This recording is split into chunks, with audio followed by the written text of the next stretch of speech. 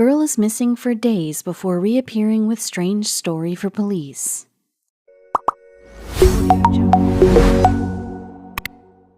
It's never easy for parents to let a child leave the nest, but it becomes even more difficult when that child moves farther than you expected.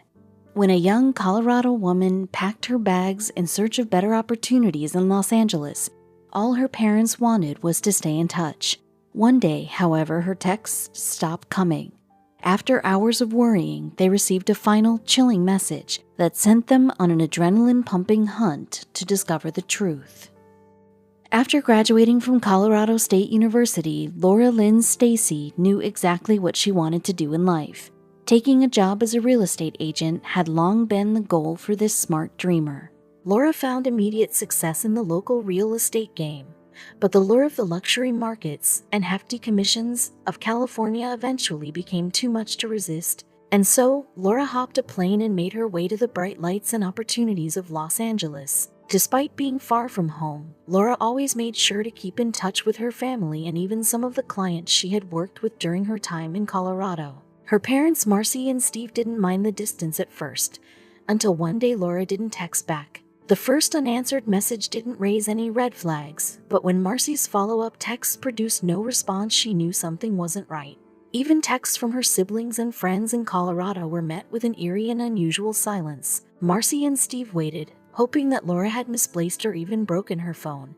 Anything to explain their daughter's lack of communication? Sure enough, Marcy received a text from Laura's phone later that day. But there was just one problem: it wasn't Laura. The individual on the other end of the line explained to the worried parents that they'd found Laura's phone at Golden Valley Park in Santa Clarita, a full 30 miles from Laura's apartment in Los Angeles. This was all Marcy and Steve needed to hear to take action. No sooner did they hang up the phone than the couple raced to Los Angeles. Their fears were confirmed when they visited Laura's apartment to speak with her roommate. She hadn't seen or heard from her since the day before. Laura's parents immediately phoned the police, who, along with several of the missing girl's friends, began a search of the area between Los Angeles and Santa Clarita. They even brought in off-road vehicles, and they didn't stop there. The police also deployed a helicopter. The chopper quickly spotted a vehicle matching the description of Laura's parked on the side of a highway in Antelope Valley, but when the search party converged on the car, the missing girl was nowhere to be found. It was Laura's car for sure, but Marcy had no idea what her daughter would be doing on the edge of the Mojave Desert. After breaking into the vehicle, the police found no sign of foul play. Everyone was stumped. One theory posited that Laura's car had broken down while she was on her way to show a home. With no auto shops or gas stations for miles, she likely hitched a ride with a passing driver. But that didn't explain everything. The biggest mystery was the fact that her phone was discovered miles from where her car was found. With her vehicle broken down and no phone to call for help, would this young woman really have taken a chance by getting into a car with a complete stranger? "It's been a nightmare and I just want to be woken up from a bad dream," said Marcy after several days of futile searching. A lot of people love her and praying for her and want her home safely. Then, on Wednesday afternoon, the LAPD made a miraculous discovery. Just 3 days after her disappearance, Laura Stacy was found wandering along the side of a nearby freeway. She appeared in good health, but after speaking with her for just a few moments, something seemed off. According to police, Laura was out of sorts when they approached her, describing her as somewhat disoriented and confused. Not only that, but it also appeared that she was suffering from exposure, even despite being fully clothed. Marcy and Steve were quick to rush Laura to the nearest hospital, where doctors went to work evaluating her mental state while also attempting to get to the bottom of her strange disappearance. In the meanwhile, Laura's parents issued a statement thanking those who had aided them in their search. Specifically, "We would like to thank the Los Angeles Police Department and the Los Angeles Sheriff's Department for their swift response, the LISD volunteer search and rescue team and local volunteers who came out to search," said Marcy. In the end, the Stacys have decided to keep the truth behind what happened to their daughter out of the media, citing their desire to quietly deal with their trauma and the potential medical issues that Laura may face. The family has asked for privacy during this trying time.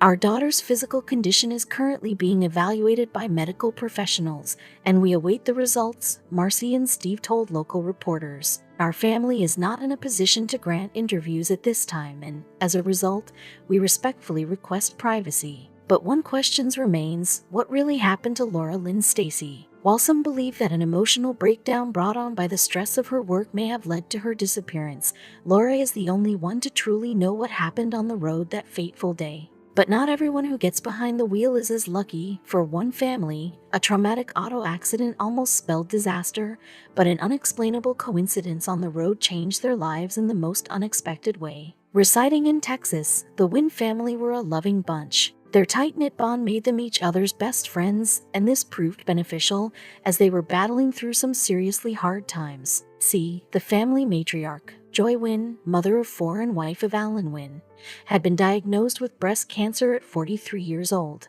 The family needed all the love they could get. To move forward, it was either fight with everything they had or lose Mom for good, and losing wasn't an option. So Joy went through chemo, radiation, and a mastectomy. All of these necessary medical expenses started to pile up, and the financial hardships they faced weighed heavily on Alan. Still, he supported Joy the best way he knew how, through his faith. After years of treatment, surgeries, and a slow recovery, the Wynns received the news they'd been waiting for. The cancer was gone from Joy's body, and they could finally move on with their lives. Unfortunately, the celebration was short-lived. Tragically, while still drowning under piles of medical bills, Alan lost his job. Their main source of income went up in smoke. How would the Wynns pay back their debt, let alone get back on their feet? Alan sought out work for over a year, applying to job after job. Resumes went unnoticed, interviews went nowhere. Finally, though, his prayers were answered. He landed a job. But before he started work, one June afternoon, Alan was running errands while driving along the President George Bush Turnpike. All of a sudden, he felt a pain in his chest, which caused him to lose control of his vehicle. His car swerved in and out of the painted lanes as he tried to gain control. In a daze, Alan managed to guide the car off the busy highway, rolling to a stop in the shoulder. Traveling alongside Alan, a woman witnessed his erratic driving. Rather than steering clear of harm's way, something in her gut told her that she needed to pull over and assess the situation. Upon approaching the car, the woman saw no movement coming from the driver's seat. Alan was unconscious and slumped over the steering wheel. Shocked, she immediately called emergency services. The Good Samaritan waited 5 minutes for the EMTs to arrive as she tried to bring Alan back to consciousness. If they didn't arrive soon, he'd die. Indeed, the newly employed father had had a massive heart attack caused by a 100% blocked coronary artery on his left side, a condition that was usually lethal. Paramedics pulled Alan off the steering wheel and onto the ground. They began to perform CPR in an attempt to restart his heart and save his life. The EMTs were able to successfully get his heart to beat once more, but because he still needed prompt medical attention, they rushed him to the nearest hospital, leaving the heroic woman behind. While in the ICU, Alan finally came through, surrounded by his family. His memory was blank. "I don't remember anything that happened," he said. "I mean, it's just kind of a blur." However, one key memory stood out. It was then that Joy and Alan learned of the Good Samaritan who had stopped and bravely, yet calmly, contacted the emergency services that saved Alan's life. Joy and Alan were determined to find her. Alan's children then contacted the police in an effort to obtain the woman's name, but officers weren't able to disclose her personal information. Unwilling to give up, they turned to social media in an attempt to track her down. The Facebook post requesting information on this mystery woman went viral. In no time at all, Joy had the name and number of an Amy Rodriguez, a wife and mother herself, who deserved more thanks than the Wynns could give. It turns out that Amy had also been wondering about the man in the vehicle that day. So, after a phone call, Amy was at the hospital and embracing the Wynns, completely ecstatic that Alan was on the road to recovery.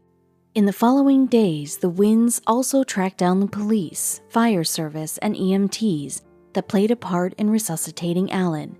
If it weren't for Amy's actions, who knows what would have happened. Alan said, "She's an angel that saved my life." Medical professionals use this time to urge people to look out for certain signs of deteriorating health. To prevent situations like the Wynn families, doctors suggest staying on top of your health. It's important to pay attention to the signs our bodies give to indicate that something isn't quite right. These subtle signals your body sends, if properly recognized, could end up saving your life.